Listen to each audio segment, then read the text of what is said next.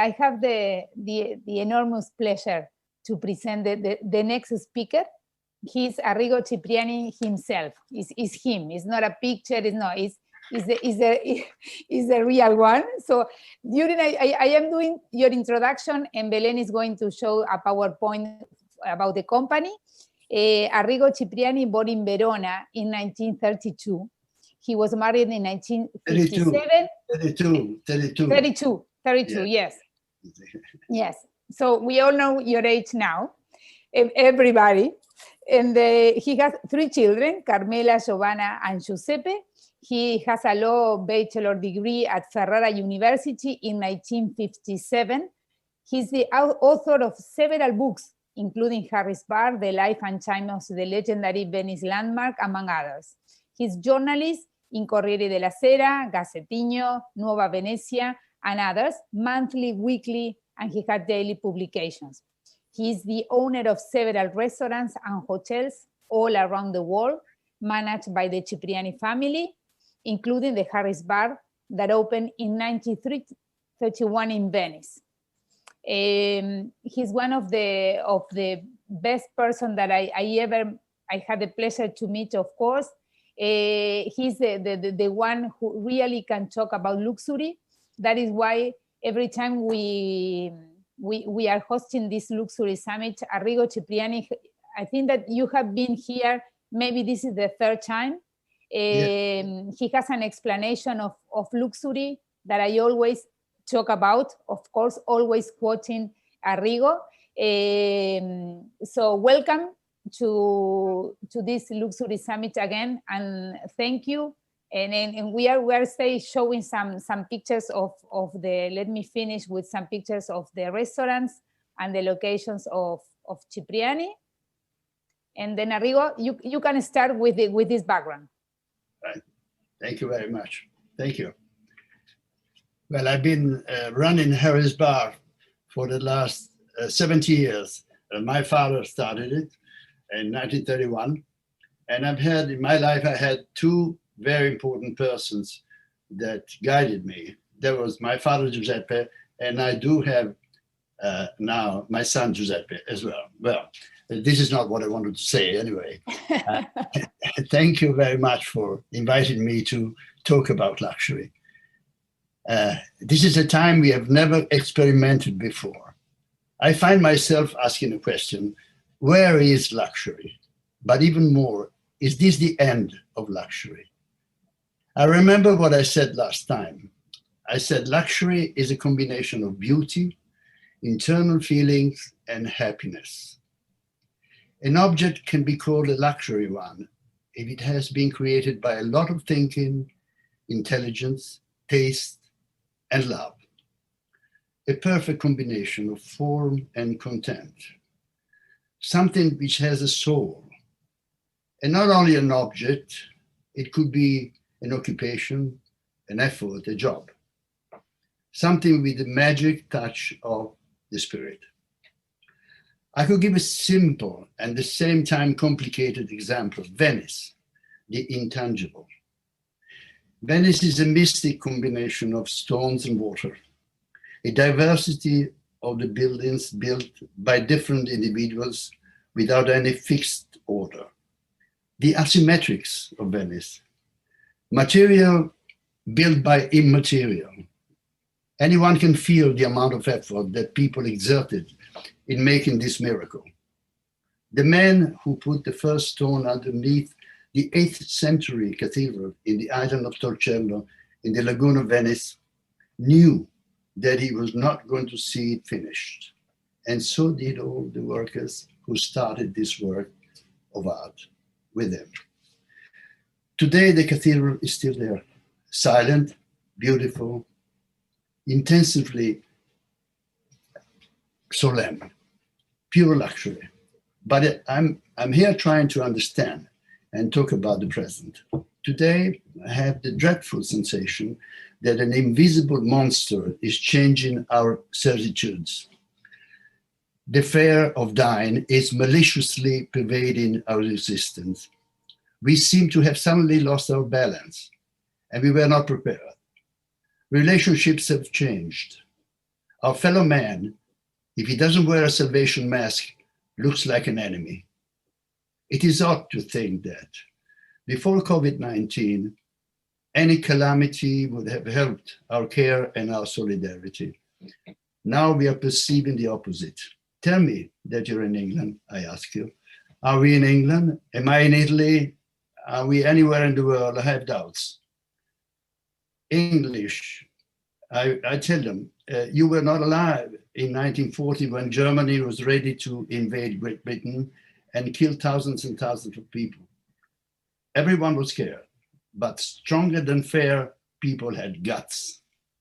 Londoners used to sleep in the underground stations, but when they got up in the morning, they were out in the streets to go to work, knowing that they could have died.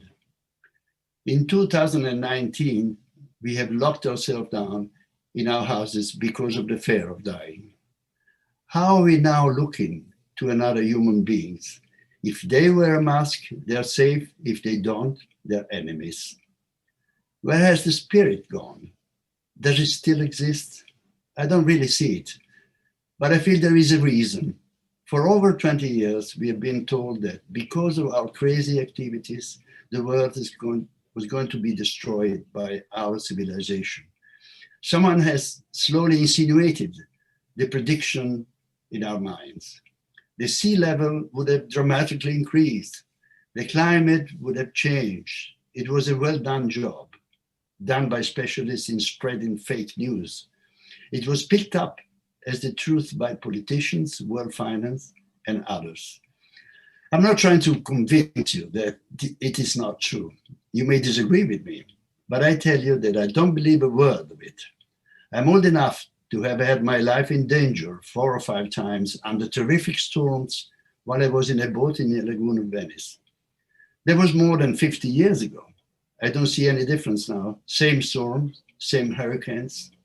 A few days ago, the press with big titles wrote that there was a high tide in Venice in August. Never happened before, not true.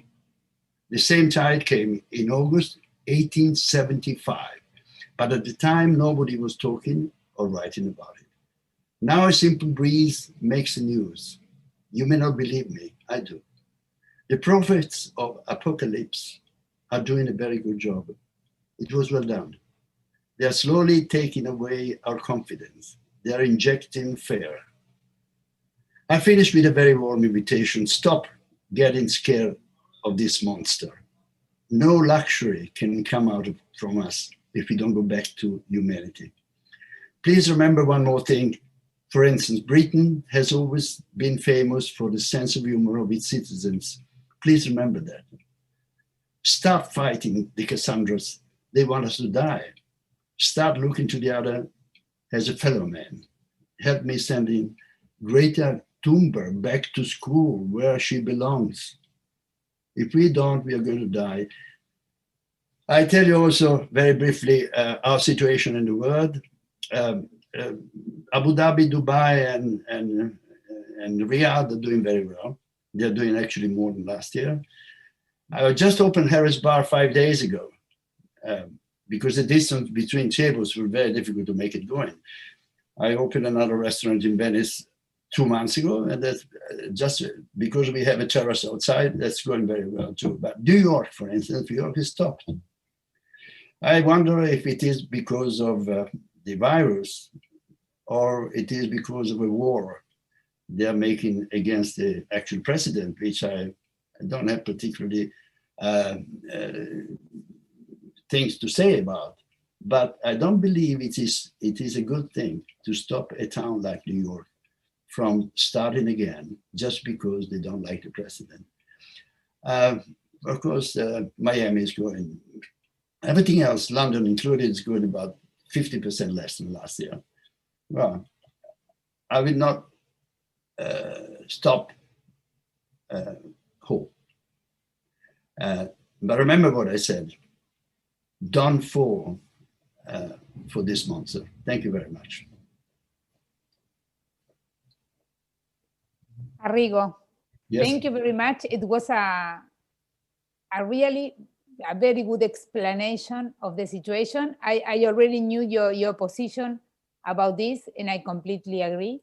It's incredible how you have to change